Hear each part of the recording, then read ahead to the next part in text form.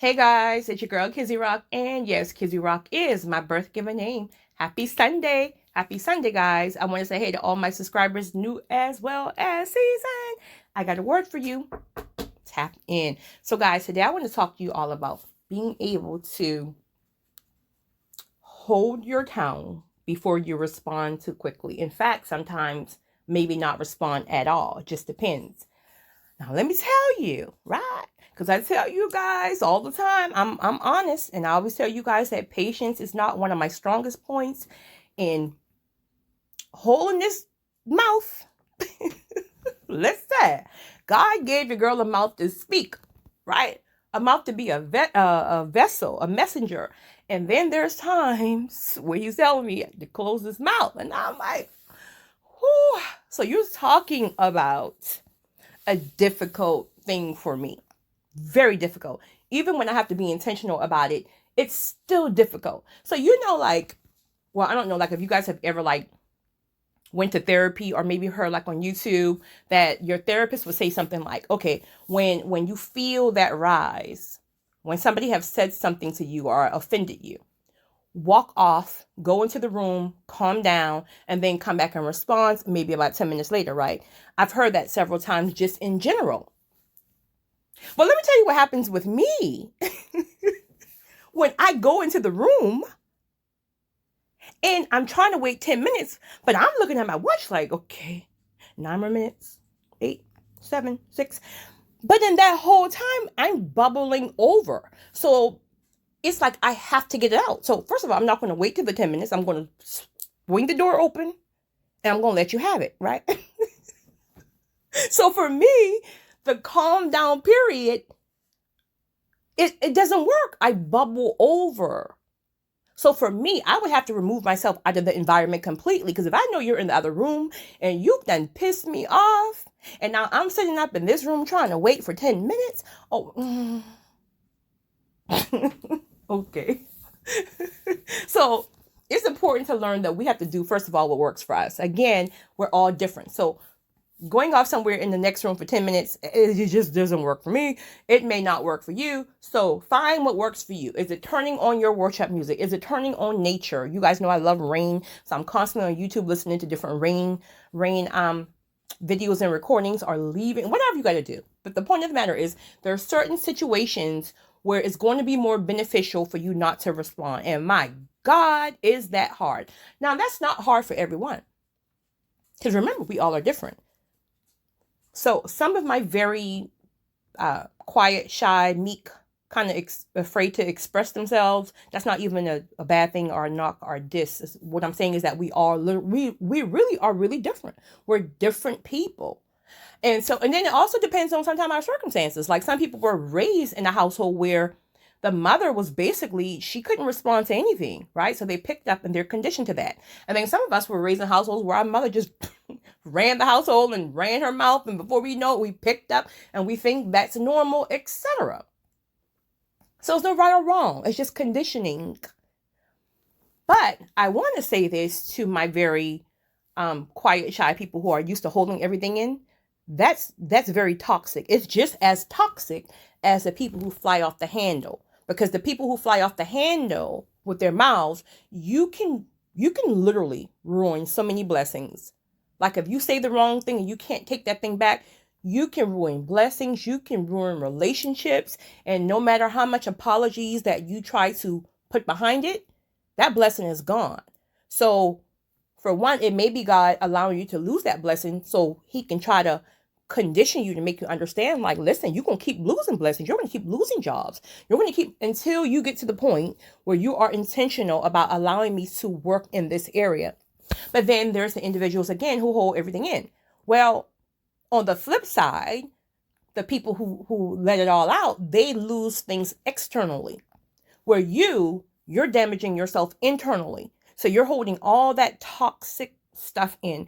Every time someone afflicts you, your spouse, your boss or whatever, you're just holding it in. You're holding it in.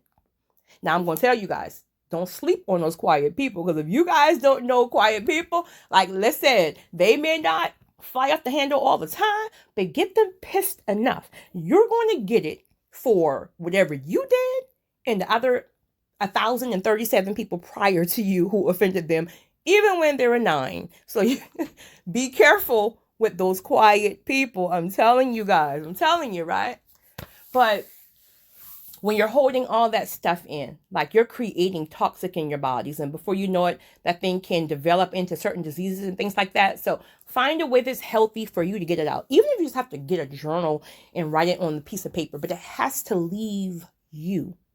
If you take walks in nature, that's your thing. Speak it out loud as you're walking. Like, Lord, my husband done pissed me off this morning. He came in there fussing about I didn't wash the dishes. And he sat there and he ate and he...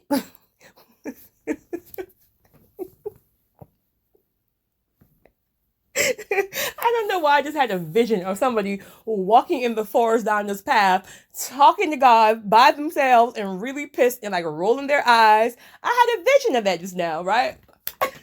But yeah, so you got to get it out. It has to leave your system. I have a friend like that. She may comment because she's on my YouTube. She's the same way. And I'm like, boo, you got to get this stuff out. You got to get it out, right? If not, it's just going to linger in your body. And these are things that happened to her in childhood as well. Like, it has to leave your spirit one way or another. But there are going to be certain situations again, and you're going to deal with this more if you're someone and you're the pop-off person. You're the pop-off person. You may not deal with this a lot in your isolation season, because remember, isolation is more about snatching you right quick, throwing you by yourself, just to shake you up, to let you know, hey, I'm trying to get your attention. Just calm down. But you're so busy fighting in that season, like you're just in there fighting. But once you get to your next season, that transformation season, this is the season that you're definitely going to be tested and conditioned to work on that. One, you're going to have to unlearn a lot of the things, if not all, things that you were taught and conditioned to think. And so this will be one area that God truly test you and work you on. Because remember, your next season, your third season, which is your due season, your season of abundance, your forever season, where you get everything you wanted, the marriage, the house, or whatever, the career, whatever you want, right? That's your final season, meaning these things will last a lifetime. So how could you be thrown into the third season and you haven't even mastered self-control of just your mouth? And when God takes you to the third season where you get everything and like these are higher levels and you're still popping off, that ain't gonna happen. Trust me when I tell you, that's not gonna happen. You will sit in that transformation season until you let your flesh burn. And I'm talking about burn. You can't pop off. If I got to go in the room, oh, child, let me tell you, right? So I don't know, like you guys have like heard like certain therapists, or maybe like on YouTube or something like that, where you're listening to therapists, counselors, etc. And then they say things like, well, when you start to feel that anxiety, when you start to feel yourself just getting all riled up, just go in the next room, wait until 10 minutes, and then come back out and address the conversation. Honey, okay, let me tell you what 10 minutes do for me. Now, keep in mind, we're in the same household, right?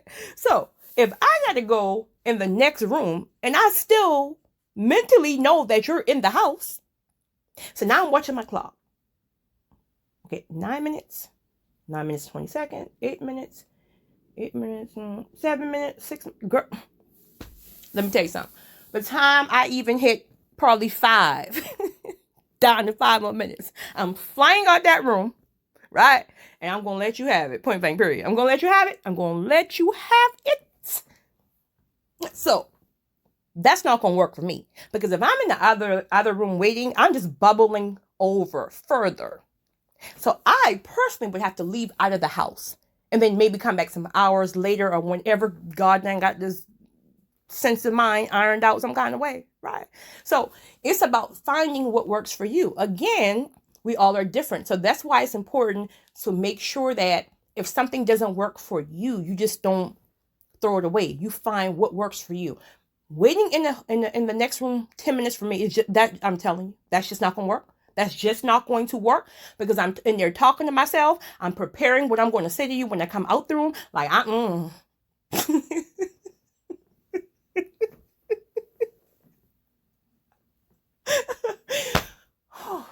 that is not going to work for me. So I'm going to get in my truck. I'm going to take a ride. I'm going to listen to some rain videos. You guys know I love rain. Rain videos on YouTube. I'm going to calm my nerves. Then we can have this conversation. Right. All right. So another thing that I have learned, and I learned this firsthand a couple of times, but I'll give you guys an example, since one of you say you love my examples. But one thing that I've learned is this right here. When somebody flies off on you or pop off, whatever they got going on, right? A lot of the times, if not all, it's not even about you. It's about what they got going on themselves. It can be something they're dealing with internally. It can be certain triggers for them. It could just be they can be under a certain stress load, whatever. But you just happen to be the person, I don't know, in the wrong place at the wrong time, and they pop off at you. If you can master self-control and closing your mouth and not responding all the time, do you know you have the upper hand? And it may not seem like that, because we're taught the complete opposite. We're taught like, oh, well, no, they got over on you, and if you can close your mouth and just look them in their freaking eyes, right? Don't even say nothing. Don't even have a sour face on your look. Just look at them and smile and walk off. Do you know that when you leave, that person's spirit will eat them up so bad that they have to come back to you? Now, if they're mature enough, they'll come and apologize. But a lot of times, of course, people aren't good with apologies. Now, I will apologize in a second, right? That's me. I will. So maybe they'll come in there and like try to like bring you a gift or bring you a rose or kind of just love on you some more, or they will do something to let you know that they feel bad. You then have the upper hand. You really do. So it's not about feeling like the person like got one. No, first of all, they're the immature one. If they can't control their emotions, then that makes them the immature one, and you're the mature one. I'm going to give you guys an example of something that, God, we laugh about this all the time. So at my last conference, my very last one right before COVID, I told you guys, one of my great friends, I mean, I just admire her. She's very successful in all areas. Her marriage, I think she's married like, I don't even know, long time. Very successful in her career. She's just that chick. The chick is bad. The chick is just bad, period. Got a nice house, nice car, beautiful marriage, adult children, actually, etc. So, I told you guys in one of the recordings that she is just gifted. She has a grace to put things together. Like, she's very extremely organized. If you go to her house, if you open a refrigerator, it's like you don't even want to touch anything, because everything has labels. It's in order. I never seen anything like it. Not even on the Home Network channel where, like they're got their house all organized and stuff. Like, I never seen anything like it. So anyway, my point is organization is her thing. Like, so I guess it would really freak her out if things are out of place. So at my conference, it was literally about 20 minutes prior to me coming on stage. So my assistant had went to pick up some cupcakes, things like that for after the event. And they were like specialty cupcakes, things like that for after the event. Well, when my assistant got there, obviously there were like an issue with the count. I don't even know what it was. But I was upstairs in my hotel room. I was like, and before I come out, I have to sit there and I have to get filled up in the spirit. Filled up in the spirit. I mean, nonstop, filled up in the spirit. So I don't even want anybody in my room. I don't ring my phone. Like, I have to get filled up in the spirit so I can make sure that when I open my mouth, it's no kizzy coming out, right? So, right about 30 minutes, and mind you now, anxiety is to the roof because, again, you got to still come on stage and all that stuff. So anxiety for me lingers until I open my mouth. And until I open my mouth and then spirit takes over, my anxiety is through the roof as well. So my phone rang, right? Probably 30 minutes before I go on stage. So I saw her name and I was like, oh my God. Now I'm freaking out because I thought something happened. Like maybe the electricity went out in the building. Like, what's going on? And when she called, she's like, Kezzy. I said, hey, what's up? And she's very, very proper. She said, well, I'm counting the cupcakes. And I think that we have about a few of them missing because I thought we were supposed to get this one and that. Whew. Honey,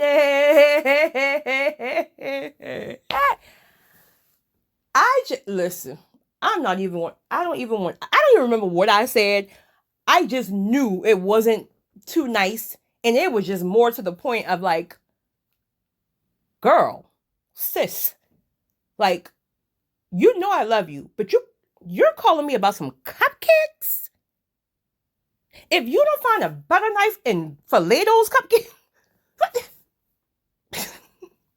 And she paused just like this for about 2 minutes. And I was like, hello? She was like, okay. That's all she said. That's all she said. She said, I'll see you when you get downstairs.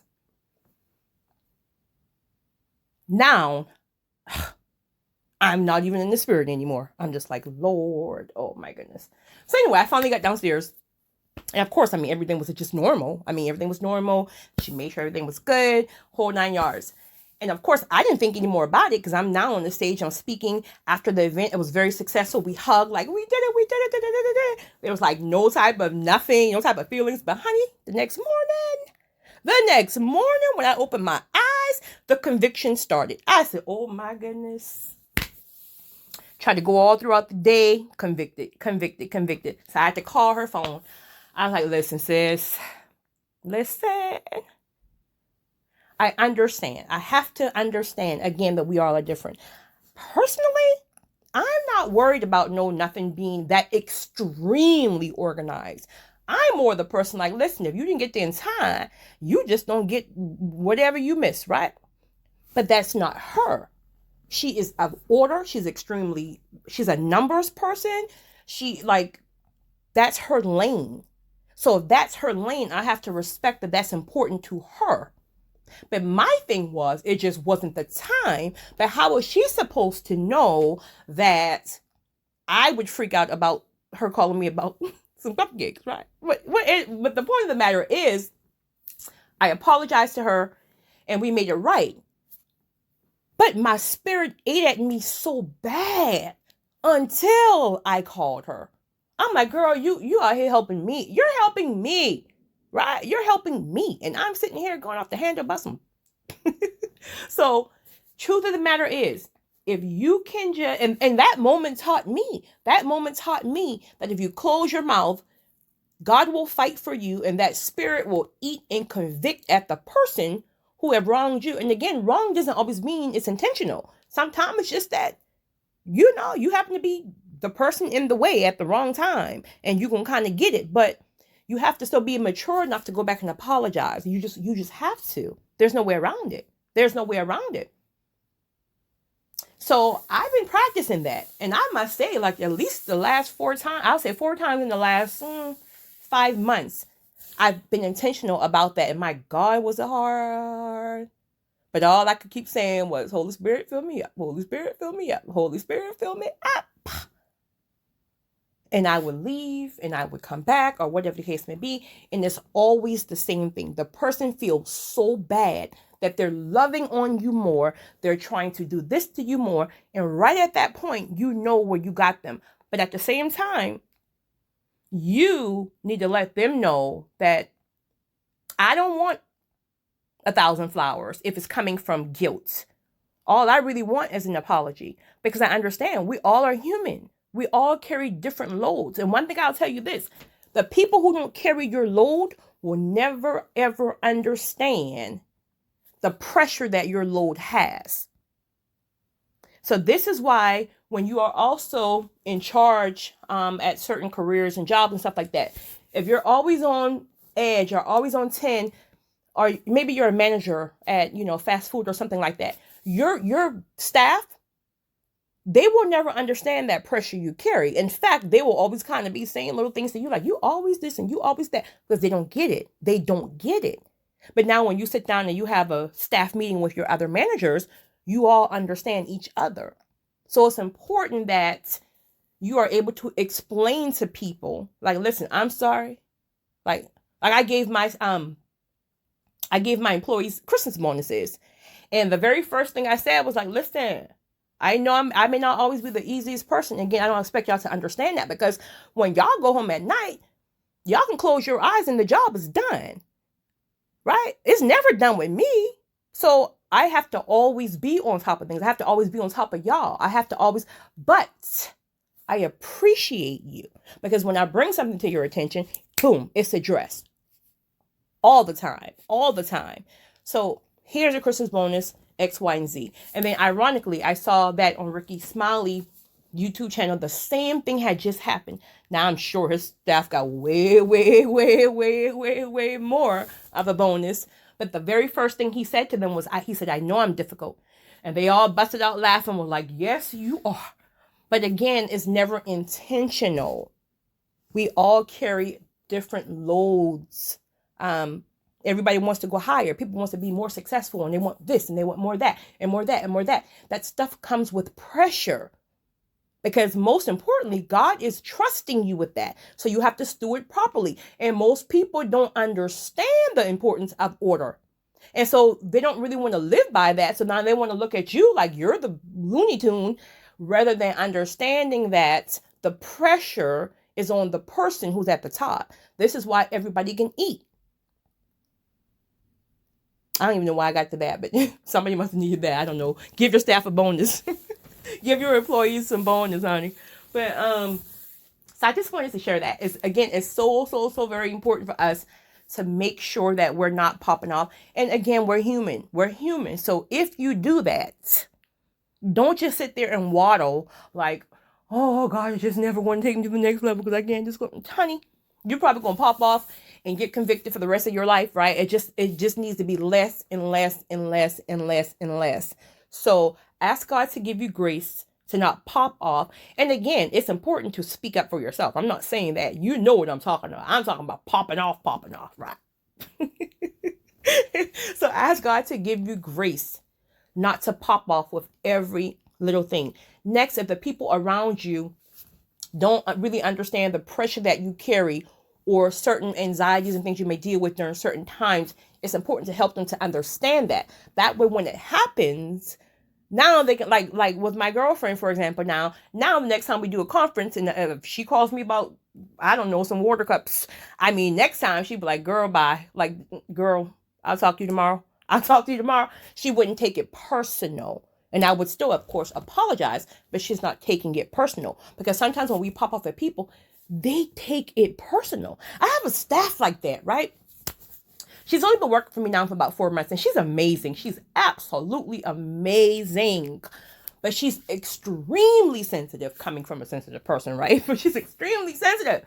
And there's times where it's like, girl, it's not even that serious. Like, stop taking every little thing so personal. And then God will convict me like, and you do the same thing. You do the same thing. And then I have to call her back and apologize. Like, listen, what I said, my word stands. I meant what I said. Point blank, period.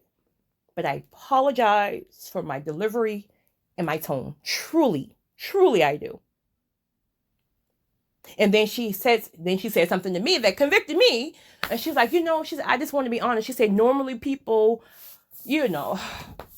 constructive criticism or whatever, it doesn't bother me. She's like, but because I admire you so much, that's why it bothers me. And I'm like, oh God, okay, here we go again. Now I'm feeling bad because, okay, Lord, you put me in a position where people admire me, and now I can, child, it's a circus. It's a whole circus. So y'all keep right there asking God for 1,000 blessings. And honey, when you get those blessings, you're going to realize that it's not as easy to carry as you think. However, you will have the grace to carry them, and you will do amazing. You guys have a great one. It's your girl, Kizzy Rock.